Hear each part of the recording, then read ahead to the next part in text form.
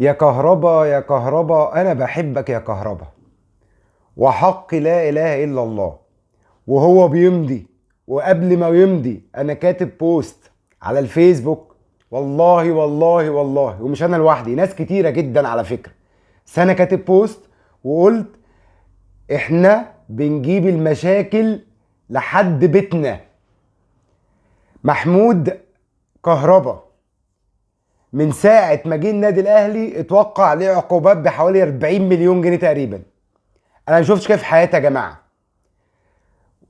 انا مش عارف اقول ايه والله. انا صحيت النهارده من الصبح، يعني صحيت النهارده الصبح بدري، يعني 8 ونص كده، واقيس بيه وفاجئ ان الساعه 8 ونص الصبح في توقيع عقوبه ماليه كبيره جدا على محمود كهربا لاعب النادي الاهلي وترحيله من الامارات لمصر.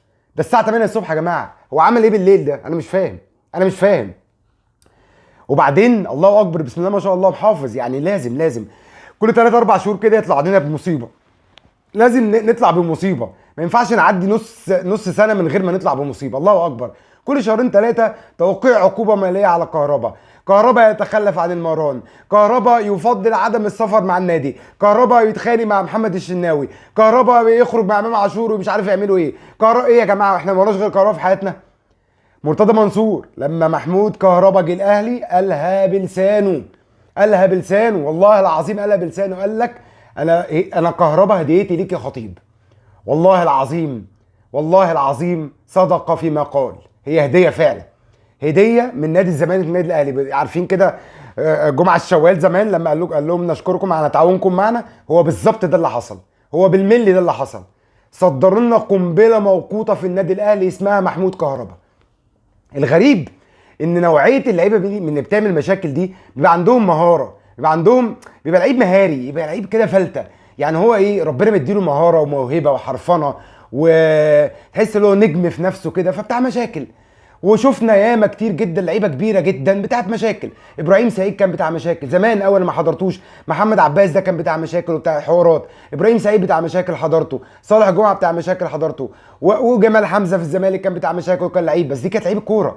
دي كانت لعيب الكوره. محمود كرام مش لعيب كوره يا جماعه، والله العظيم عندوش كوره اصلا. ابيض. انت بتعمل مشاكل ليه؟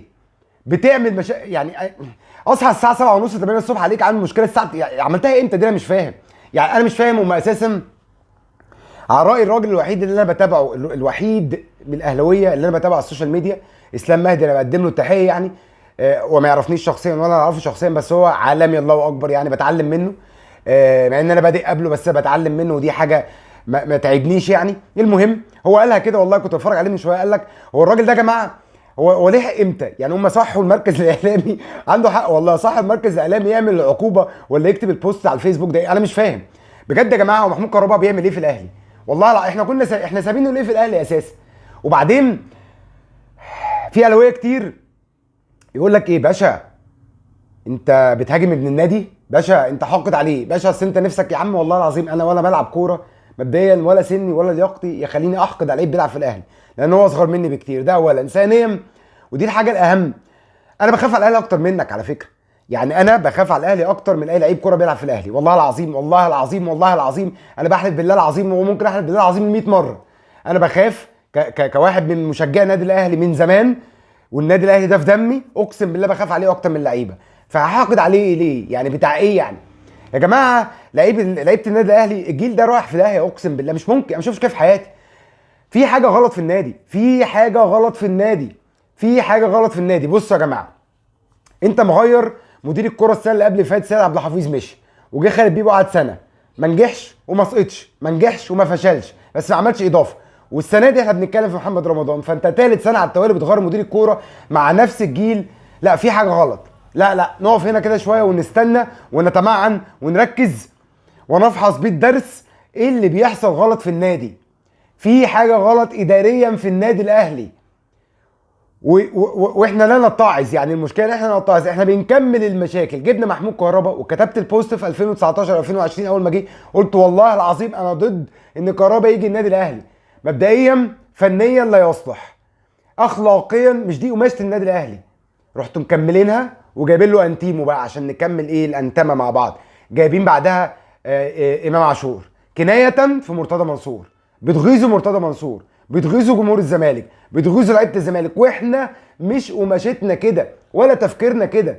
لو جبت لي اعظم لعيب في العالم بيلعب في النادي الاهلي وهو مش شبه النادي الاهلي اخلاقيا تربويا عقلانيا، يعني العقليه نفسها مش عقليه النادي الاهلي، مش هيديك حاجه. واهو امام عاشور اهو، وكهربا اهو، وكل الامثله وكل اللعيبه اللي بتيجي بالقماشه دي مش هتعمر. انت جبت زمان جمال حمزه النادي الاهلي، قعد فتره اعداد ما كملاش ومشي، ما اعرفش ايه اللي حصل بصراحه.